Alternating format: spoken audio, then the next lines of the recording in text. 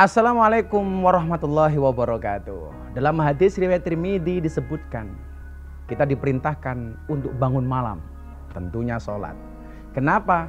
Karena di dalam sholat malam ini, yang pertama, sebagai wahana pendekatan diri kita kepada Allah Subhanahu wa Ta'ala.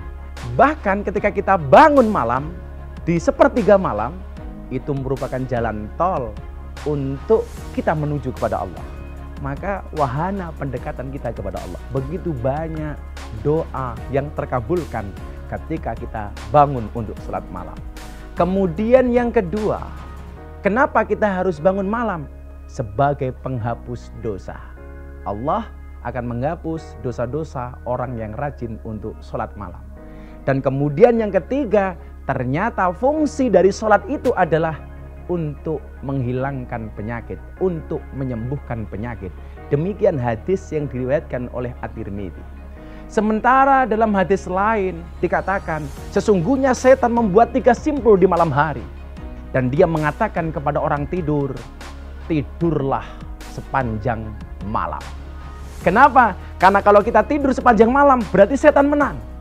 Maka tatkala seorang bangun kemudian dia mengucapkan asma Allah, lepaslah 1 simpul. Kemudian ketika dia bangun lagi dan berwudu, lepaslah simpul yang kedua. Dan tatkala kemudian dia bangun malam untuk sholat, maka lepaslah simpul yang ketiga.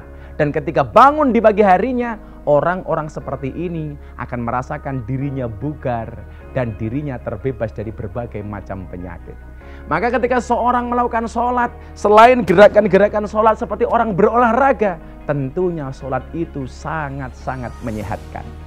Apakah kemudian sholat jelas bisa menyembuhkan penyakit? Ya, karena di dalam sholat banyak bacaan-bacaan surat dalam Al-Quran. Dan Allah mengatakan, wa nunazzilu minal Qur'an ma huwa syifa wa rahmatun lil mu'minin. Bahwa Quran itu menjadi obat bagi orang-orang yang sakit dan rahmat bagi orang-orang Islam. Maka jangan kaget ketika seseorang sholat kemudian sakit yang diderita ternyata bisa disembuhkan dengan gerakan-gerakan sholat itu. Ketika kita ruku, ketika kita sujud, ternyata aliran darah kita lebih lancar.